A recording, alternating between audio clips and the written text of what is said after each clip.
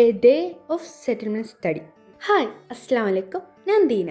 അപ്പോൾ കഴിഞ്ഞ വീഡിയോ പറഞ്ഞ പോലെ ഞങ്ങൾ ഫുൾ എക്സ്പ്ലോറിംഗ് ഒക്കെ കഴിഞ്ഞതിന് ശേഷം സ്റ്റഡി ഇവിടെ സ്റ്റാർട്ട് ചെയ്യാൻ പോവുക. ഫസ്റ്റ് തന്നെ നമ്മൾ അവിടുത്തെ ഫേമസ് ടെമ്പിളിൽ നിന്നാണ് സ്റ്റാർട്ട് ചെയ്തത്. പിന്നീട് നമ്മൾ ഓരോ അഗ്രഹാരങ്ങളും അവിടെ നിന്ന് കവറപ്പ് ചെയ്തു.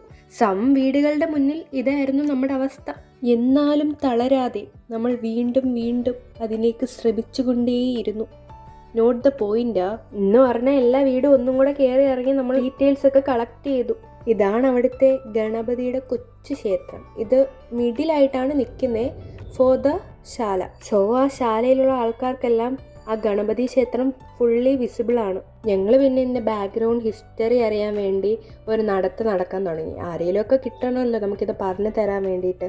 അങ്ങനെ ഹിസ്റ്ററിക്ക് ആളെ തപ്പി ഇറങ്ങിയ ഞങ്ങൾക്ക് കിട്ടിയതോ കോലമിടാൻ അറിയാവുന്ന ബെസ്റ്റ് ആർട്ടിസ്റ്റിന്.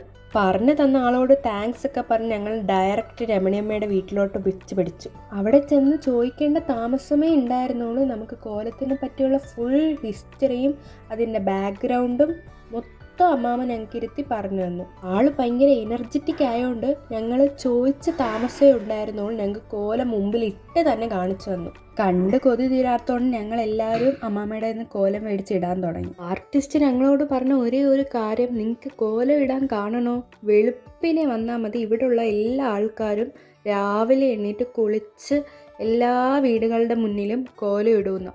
ഇതൊക്കെ പറഞ്ഞ് തന്ന അമ്മാമ്മയുടെ താങ്ക്സ് ഒക്കെ പറഞ്ഞ് ഞങ്ങൾ അവിടെ നിന്ന് ഇറങ്ങി നേരെ ഒരു ഫുഡ് സ്പോട്ട് തപ്പി ഇറങ്ങി. നല്ല വിശപ്പുണ്ടായിരുന്നു. ചെന്ന് കയറിയത് ഞങ്ങൾ നല്ല മസാല ദോശയൊക്കെ കിടിലായിട്ട് അടിച്ചു. മസാല ദോശയുടെ എനർജിയിൽ ഞാനും എൻ്റെ ഫ്രണ്ടും കൂടി ഞങ്ങളുടെ അടുത്ത പണി അവിടെ സ്റ്റാർട്ട് ചെയ്തു. ഞങ്ങളുടെ മെയിൻ ജോലി അവിടുത്തെ സ്ട്രീറ്റും വാട്ടർ സപ്ലൈയും ഡ്രെയിനേജും ഒക്കെ നോക്കില്ല. എന്നാലും ഹിസ്റ്ററിയും കൂടെ അറിഞ്ഞിട്ട് നോക്കുമ്പോഴേ അതിൻ്റെ ഒരു സുഖമുള്ളൂ. സോ ഞങ്ങൾ ഒരു വീട്ടിൽ കയറി അതിൻ്റെ ഹിസ്റ്ററിയൊക്കെ പഠിക്കാമെന്ന് വെച്ചിങ്ങനെ നടക്കുമായിരുന്നു.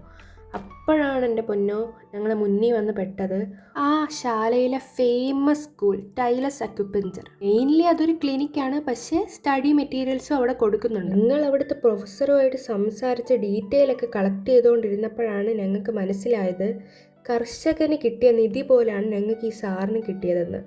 ഡീറ്റെയിൽസ് എന്ന് മാത്രമല്ല ഫുൾ ഹിസ്റ്ററിയും ഈ സാറിന് അറിയാമായിരുന്നു. സോ ഞങ്ങളെല്ലാം കളക്ട് ചെയ്തു. ഞങ്ങൾ കയറി ചെന്ന വീടാണെങ്കിൽ 80 വർഷം പഴക്കമുള്ള വീടും അതുപോലെ തന്നെ ഒരു മെയിൻ്റനൻസ് പോലും അവർ മാറ്റാതെ ആ പഴയ പടി ചെയ്തേക്കുന്ന ഒരു കിടിലൻ വീട്. അവിടുത്തെ സ്റ്റെയർ ആയിക്കോട്ടെ, അതിൻ്റെ സ്റ്റോറേജ് സ്പേസ് ആയിക്കോട്ടെ, അവിടുത്തെ ഡോറ്, സീലിങ്, അതുപോലെ ആ വോള് വരെ പഴയ മണ്ണ് കൊണ്ടുണ്ടാക്കിയ വോളാണ്. മെറ്റീരിയൽസ് ഒക്കെ നമുക്ക് വിസിബിളി അവിടെ അവൈലബിൾ ആയിരുന്നു. പിന്നെ ആ വീട്ടിൽ ഓരോ ഡീറ്റെയിലിങ്ങും സാർ ഞങ്ങൾക്ക് അവിടെ നിന്ന് പരിചയപ്പെടുത്തി. അന്നത്തെ കാലത്തെ ഡോറുകളെല്ലാം ഇതുപോലെ നമുക്ക് ഇളക്കി മാറ്റി വെച്ച് ഓപ്പൺ സ്പേസ് ആയിട്ട് അവർക്ക് യൂസ് ചെയ്യായിരുന്നു. സോ ആർക്കിടെക്ട്സ് ആയതുകൊണ്ട് ഞങ്ങൾക്ക് ഇതൊക്കെയായിരുന്നു മെയിൻ ഡീറ്റെയിൽസ്, കാര്യങ്ങളെല്ലാം ഞങ്ങൾ അവിടെ നിന്ന് കളക്ട് ചെയ്തത്. സാറിന് പരിചയപ്പെട്ടതുകൊണ്ട് നമുക്ക് മോർഫോളജി കിട്ടി, സ്ട്രീറ്റുമായിട്ടുള്ള ഒരു കാര്യങ്ങൾ കിട്ടി, ആ വീടിൻ്റെ എത്രത്തോളം ഉള്ള എവല്യൂഷൻ കിട്ടി, എല്ലാം നമുക്ക് അവിടെ നിന്ന് തന്നെ അപ്ഡേഷൻ മൊത്തം നമ്മൾ ക്ലിയർ ആക്കിയിട്ടാണ് അവിടെ നമ്മൾ ഇറങ്ങി. സോ അടുത്ത് എന്തെങ്കിലുമൊക്കെ കിട്ടുമോ എന്നറിയാൻ വേണ്ടി ഞങ്ങൾ അടുത്ത വീടുകൾ നോക്കി ഇങ്ങനെ നടന്നു.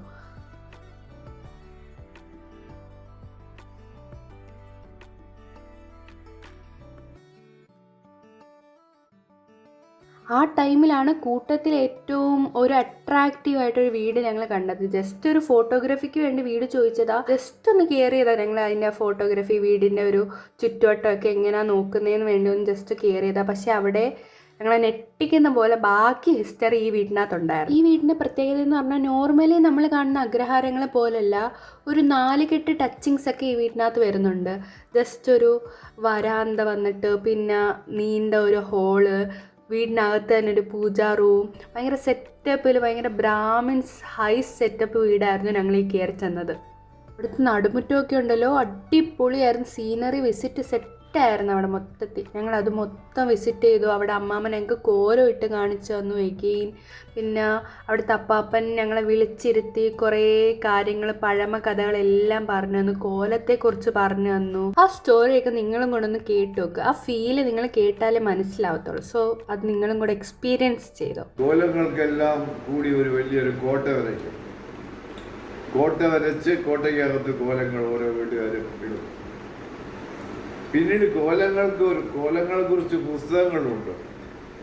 പിന്നെ കോലം വരയ്ക്കുന്ന തകടുകളുണ്ട്.